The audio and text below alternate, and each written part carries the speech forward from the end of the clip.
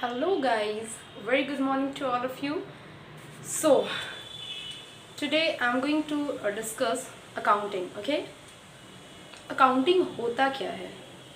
तो सबसे पहले हम लोग एक एग्जाम्पल समझते हैं. समझो लाइक एक बिजनेस है. इवन वो छोड़ो, ये तो क्वाइट ऑब्वियस है, हम सबके यहाँ घर पर राशन आता है और जनरली एक छोटे से शॉप होता ही होता है सभी के मोहल्ले में जहाँ से राशन आता है. ठीक है, तो एक बात बताओ, जहाँ से भी हम लोग राशन लाते हैं जनरली जब हम लोग जाते हैं 1-2 रुपये के चॉकलेट्स खरीदते हैं तो पेमेंट कर देते हैं. ठीक है, बट जब वो हम लोग फ्रीक्वेंटली रेगुलरली वहाँ से जाकर कुछ खरीदते हैं तो देन जनरली क्या होता है ना कि हाँ भाई खाता खोल लो. What does it mean? क्योंकि देखो होता क्या है कि अगर हम बार बार एक जगह से कुछ सामान खरीद रहे हैं तो बहुत बार जब फ्रीक्वेंट हो जाता है, फेमिलियर हो जाता है सामने वाला, या हम उससे फेमिलियर हो जाते हैं, तो वो भी बोलता है हाँ ठीक है खाता खोल लीजिए सर या मैम वट एवर. फिर एक ही बार आप लमसम में मतलब जो भी अमाउंट टोटल होगा आप उसे पेमेंट कर दोगे. ठीक है, तो अब एक बात बताओ, लाइक मैंने 10 रुपये के चॉकलेट्स खरीदे, सिर्फ 10 रुपीज़. ठीक है, ठीक है, उसे याद रहेगा. बट ऐसा तो उसके साथ एक नहीं, हज़ारों कस्टमर्स आते होंगे उसके पास. तो क्या is it possible for the shopkeeper to remember each and every name? I don't think so. कोई भी इतना याद नहीं रख सकता है. ठीक है, तो जब इतने छोटे स्केल पर जब कोई बिजनेस हो रहा है वो नहीं याद रख सकता, वो भी एक रफली नाम. Suppose my name is Anam, तो वो मेरा नाम लिखेगा अनम एंड नीचे लिखेगा हाँ सच एंड सच गुड्स, मतलब जो भी है मैंने ख़रीदा है वो लिखता है. ठीक है, बट ये जब स्केल धीरे धीरे बढ़ता जाता है, मतलब ये तो एक छोटा सा बहुत ही छोटे स्केल पे मैंने बात की, एक छोटे से शॉप के बारे में.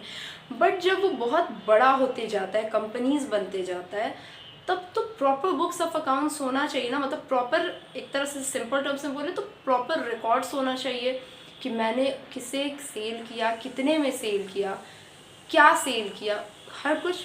तो बेसिकली लाइक सबसे बेसिक लेवल पर अगर बात करें तो सबसे पहले क्या होना चाहिए. अगर राशन शॉप की ही बात करें हम, तो सबसे पहले क्या हुआ, मैंने जाकर खरीदा. या अगर हम लोग बिजनेस की बात करें तो शॉपकीपर के पॉइंट ऑफ व्यू से बात कर रहे हैं. ठीक है, तो सबसे पहले तो क्या होगा, सबसे पहले आप वहाँ जाओगे, मैं जाऊँगी एंड कुछ खरीदूँगी. तो इसका मतलब उसके पॉइंट ऑफ व्यू से उसने कुछ सबसे पहले क्या किया, उसने कुछ सेल किया. ठीक है, उसने कुछ सेल किया, तो उसके बाद क्या होता है, सबसे ज़्यादा इम्पोर्टेंस रखने वाली चीज़ क्या है हर किसी की लाइफ में? पैसा. ठीक है, तो उसने सेल तो किया, बट मतलब वो मेज़र करेगा ना कि कितने में किया, तो दैट इज़ कॉल्ड. ठीक है, अभी वो सब छोड़ते हैं. तो उसने जो सेल किया सबसे पहले वो देखेगा कि मैंने कुछ बेचा है क्या. हाँ, बेचने के बाद क्या आता है सबसे दिमाग में, कितने में बेचा. मान लो उसने 5 रुपये का मैगी ही बेचा है, बट उसके दिमाग में आएगा ना कितने में बेचा, कितने पीसेस थे, तो कितना. मान लो मैंने 5 पैकेट्स खरीदा तो 25 रुपीज़ हुआ, तो वो चीज़ होगा. उसके बाद इसे मैं कहीं लिख लेता हूँ. ठीक है, उसके बाद सिर्फ लिखना से काम चल जाएगा क्या? क्या उससे अगर मैं मान लो 2 महीने के बाद अपना बिल क्लियर करूँगी तो क्या उसे याद रहेगा कि उसने मुझे बेचा था कि किसे बेचा. मान लो वहाँ पर वो बुक खोल रहा है अपना, या ठीक है अपना जो भी रजिस्टर है वो खोल रहा है, उसमें लिखा हुआ है मैगी बेचा, किससे लेना है 25 रुपये, ये भी तो मायने रखता है ना. तो मेरा नाम वहाँ पर लिखा होना ज़रूरी है. ठीक है, तो पहले हम लोग समझते हैं. देखो सबसे पहले क्या हुआ ना कि उसने देखा कि उसे रिकॉर्ड क्या करना, उसने आइडेंटिफाई किया, पहचाना कि क्या चीज़ रिकॉर्ड करने वाला है, which is here sale of goods, sale of Maggi, sale of toffees, या जो भी फ़िलहाल बोले. अगर स्मॉल स्केल की बात कर रहे हैं हम लोग, शॉप की बात कर रहे हैं तो ठीक है. तो उसे सबसे पहले आइडेंटिफाई करना होगा कि क्या किसे रिकॉर्ड करना है, मैंने जो बेचा है उस ट्रांजैक्शन को रिकॉर्ड करना है. उसके बाद उसने क्या किया होगा, कितने में बेचा, that is called measuring the transaction. मतलब ठीक है सेल किया है बट उसका अमाउंट कुछ है होगा ना, मेज़र करना. उसके बाद क्या करना चाहिए, मुझे रिकॉर्ड करना चाहिए. सिर्फ रिकॉर्ड से नहीं होता है ना, रिकॉर्ड तो हो गया जैसे जर्नल्स में हो गए, कैश बुक में हो गया, ये सब रिकॉर्ड हो गया, बट स्पेसिफिक उसे एक पर्टिकुलर लेजर में भी ले जाना होगा. ठीक है, दैट इज़ कॉल्ड क्लासिफिकेशन. ठीक है, पहले इतना लिखते हैं हम एक बार.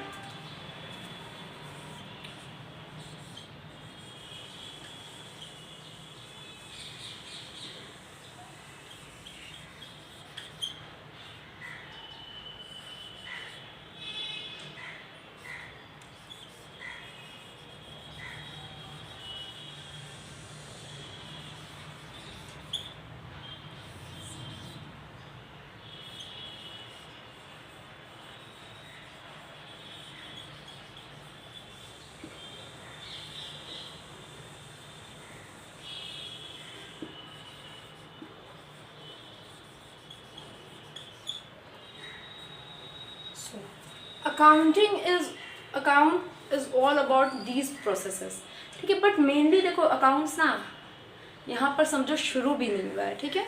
अब देखो क्या हो गया, मैंने क्लासीफाई कर लिया, पर्टिकुलर लेजर्स में ले जाकर उसे डाल दिया। उसके बाद क्या होता है, देखो इस तरह से तो मैं कस्टमर हूँ, उसके हज़ारों कस्टमर होंगे या हज़ारों जगह से वो ख़रीदता होगा, परचेज करता होगा।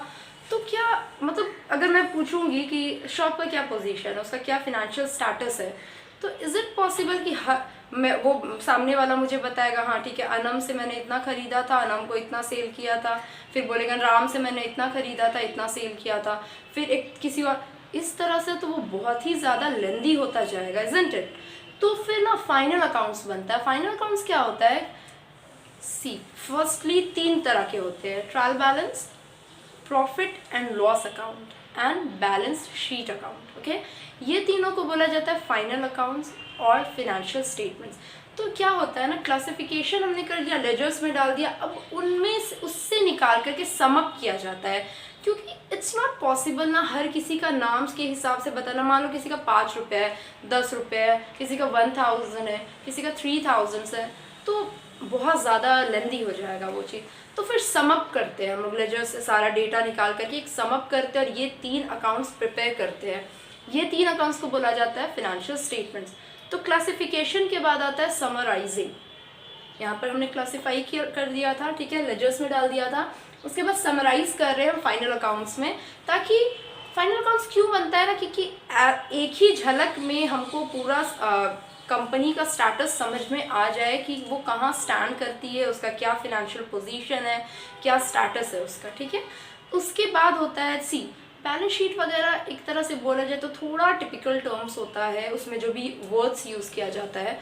तो अगर बहुत ज़्यादा एक लेमैन जो होता है वो हो सकता है उस चीज़ को नहीं समझ पाए या जो भी, ठीक है। तो देखो उसके बाद होता है इंटरप्रेटिंग। इंटरप्रेटिंग क्या होता है ना, फिनेंशियल डेटा से हम क्या इंटरप्रेट कर रहे हैं, मतलब क्या मीनिंग निकल रहा है फिनेंशियल डेटा से, ठीक है। उस जो भी फिनेंशियल डेटा है उससे हम क्या मीनिंग निकाल पा रहे हैं। और उसके बाद मीनिंग तो निकाल लिया, बट ठीक है मैं कुछ समझ गई हूँ तो मुझे उसे बताना भी तो ज़रूरी है ना सामने वाले को। तो यूज़र्स, इधर दे आर एक्सटर्नल यूज़र्स और इंटरनल यूज़र्स, कि फिनेंशियल डेटा से क्या मीनिंग निकल रहा है, इसे कम्युनिकेट करना इज़ वेरी मच इम्पॉर्टेंट, ठीक है। तो क्लासिफिकेशन के बाद आता है हमारा समराइजिंग, उसके बाद इंटरप्रेटिंग,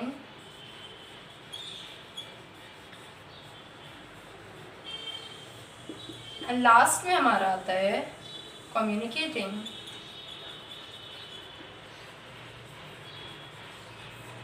ठीक है। सी आइडेंटिफिकेशन में अगर हम लोग बात करें कि क्या होता है, सी आइडेंटिफिकेशन इज हमने क्या ट्रांजैक्शन किया पहले वो पता करो। जैसे कि मैंने कुछ सेल ऑफ गुड्स किया, ठीक है, मैंने कुछ बेचा है। उसके बाद मेजरिंग, बेचा तो है बट कितने में बेचा है, वैल्यू एसरटेन करना, वैल्यू निकालना। रिकॉर्ड, ठीक है चलो रिकॉर्ड करते हैं जर्नल्स में, उसके अंडर में आ जाता है तुम्हारा कैश बुक वगैरह हो गया, ठीक है। बट फिर क्लासिफिकेशन में ये तो इन जनरल हो गया ना, इसके बाद पर्टिकुलर लेजर्स में डालना।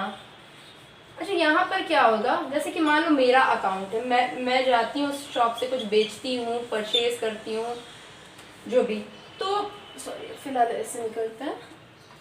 तो मान लो बोल रहे हैं कि शॉपकीपर के दिमाग में अनम से मुझे 1000 रुपीज़ लेना है, लेकिन हो सकता है मैं कुछ और भी सर्विसेज देती हूँ या कुछ भी किसी भी तरह के प्रोडक्ट्स वो मुझसे लेता हो, तो हो सकता है कि उससे मुझे लेने हो 500। तो लेजर बनाने से क्या होगा ना, एक ही जगह सारे ट्रांजैक्शन है, तो बोल सकते हैं ना नेट में ऐसा बहुत ज़्यादा क्यों करना कि मतलब इतना हेक्टिक क्यों करना किसी भी चीज़ को, कि ठीक है अनम वो बोलेगा मुझे कि अनम पहले तुम मुझे 1000 रुपीज़ दो फिर मैं तुम्हें 500 दूंगा। उससे बेहतर है ना कि नेट में वो बोले कि ठीक है तुम्हारे अकाउंट में सच एंड सच डेटा है, तो नेट में तुम मुझे 500 रुपीज़ दे दो, ठीक है। तो ये ईजी है, क्वाइट ईजी, क्योंकि अलग जगह लेजर बनाने से ये फ़ायदा हो गया हमें, क्योंकि ऐसे होता है कि कहीं पर मैं 1000 लिख रही हूँ कि 1000 का सेल किया है मैंने, फिर किसी अदर जगह पे जब वो ये वाला ट्रांजैक्शन हुआ तो कहीं 5-6 पेजेस या हो सकता है 10-20 पेजेस के बाद है कि हाँ 500 का मुझे उससे लेना है या देना है, तो उसे मिलाना मैच करना कि इस बंदे से या इस बंदी से मुझे कितना लेना है, इट्स वेरी डिफिकल्ट। बट अगर वो एक जगह रहेगा तो हमारे लिए बहुत ईजी हो जाएगा, ठीक है। नाउ कमिंग टू समराइजिंग, 3 होता है फाइनल अकाउंट्स में, trial balance, P&L account, that is profit and loss account, and the last one is balance sheet, ठीक है। इन तीनों को बोला जाता है फाइनल अकाउंट्स, और you can also say financial statements.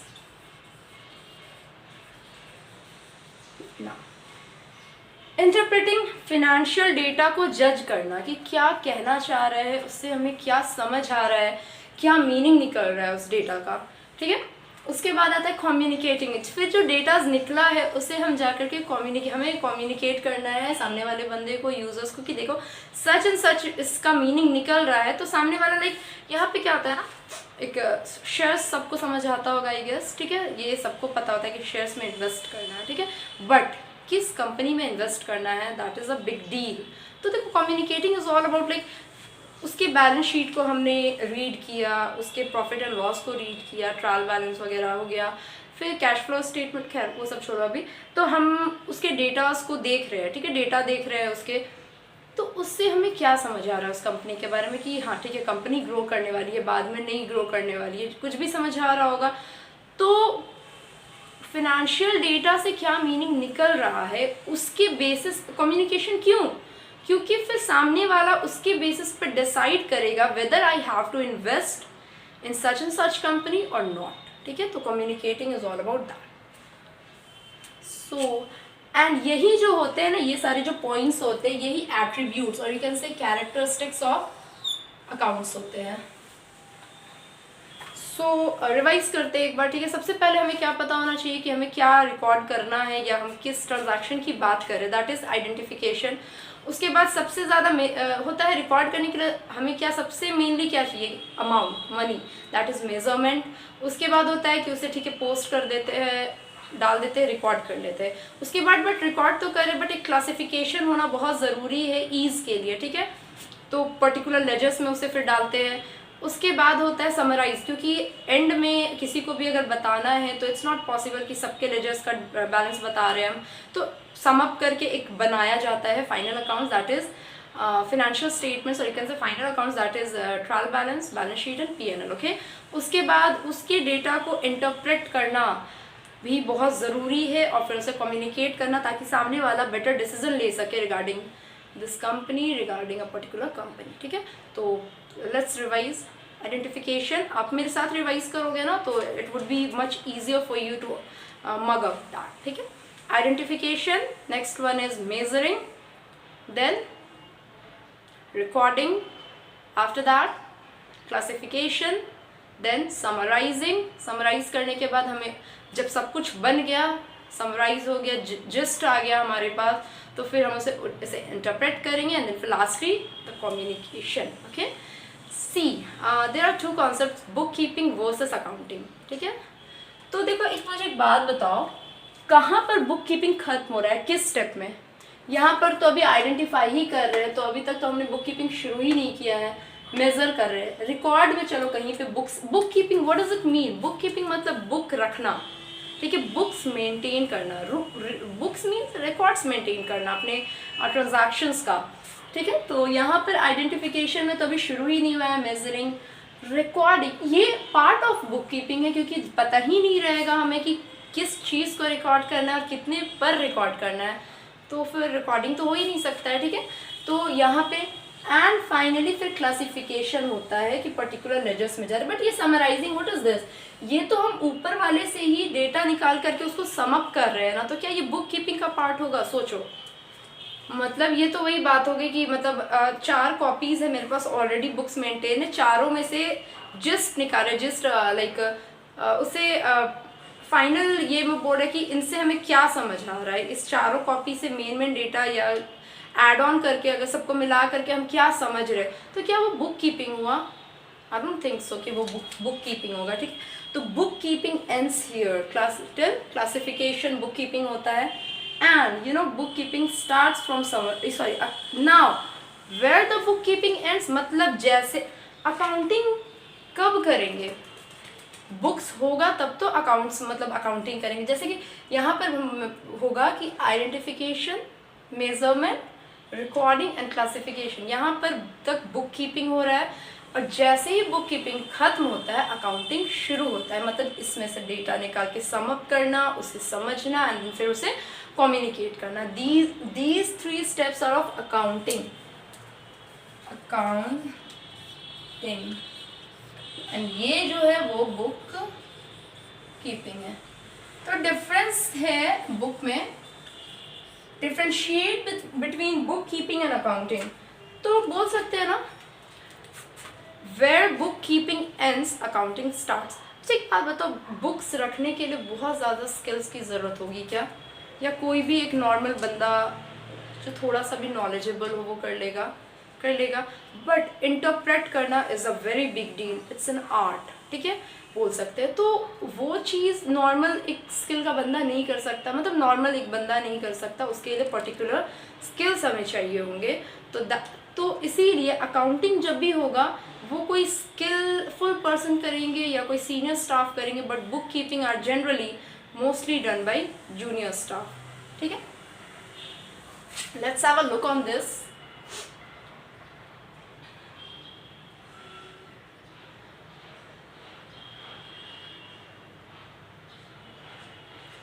चलो एक बार फिर से लास्ट में रिवाइज कर लेते हैं, ठीक है। सबसे पहले हमें पता होना चाहिए कि हमें किस ट्रांजैक्शन को रिकॉर्ड करना है, दैट इज आइडेंटिफाइंग। फिर उसके बाद हमें सबसे पहले उसका मेजरमेंट पता होना चाहिए कि कितने अमाउंट पर करना है, दैट इज मेजरिंग। उसके बाद होना चाहिए कि उसे रिकॉर्ड करना है, फिर उसे पर्टिकुलर एक लेजर में किसी के नाम के अंडर रिकॉर्ड कर रहे हैं अगर, तो हो गया क्लासिफिकेशन। उसके बाद सब कुछ बुक कीपिंग यहाँ पर खत्म हो जाता है। तो उसके बाद फिर हमें उसे उठा करके फाइनली सम अप करना होगा, क्योंकि हर एक लेजर को रीड करना पॉसिबल नहीं होता है सबके लिए, एक्सटर्नल यूजर्स के लिए स्पेशली। तो उसके बाद फिर समराइजिंग, उसके बाद इंटरप्रेट, उससे हमें क्या समझ आ रहा है उस डेटा से, और फिर उसके फाइनली कम्युनिकेट करना टू द यूजर्स, ठीक है। तो ये सारे थे, इसमें छोटे छोटे 2 कॉन्सेप्ट्स और हैं।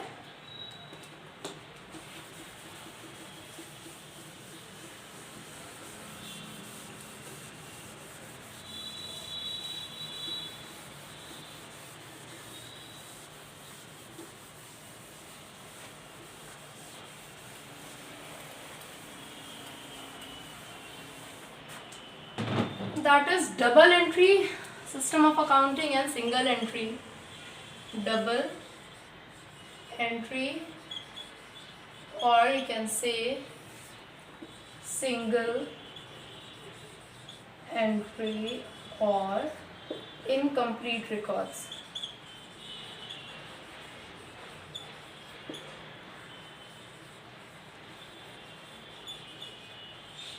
ठीक है, तो सी नाम से ही हमें कुछ समझ आना चाहिए। डबल, सिंगल, देखो जब भी कोई ट्रांजैक्शन होता है ना तो उसके 2 एस्पेक्ट्स होते हैं, 2 पहलू होते हैं। मैंने कुछ खरीदा, ये तो हर कोई करता है, खरीद बेच, ठीक है। मैंने कुछ खरीदा तो मैं क्या हो रहा होगा, 2 चीज़ें हो रही होंगी। एक तो मान लो मैं गई, मैंने कपड़े खरीदे, ठीक है, तो 2 चीज़ें हुई होंगी, कपड़े मेरे पास आए होंगे और पैसे मेरे पास से गए होंगे। किसी भी तुम ट्रांजैक्शन को उठा लो, ये 2 चीज़ें होनी ही होनी है।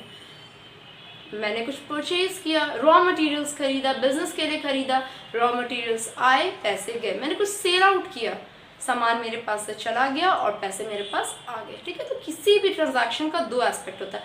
तो in double entry system of accounting इन दोनों एस्पेक्ट्स को रिकॉर्ड किया जाता है, ठीक है।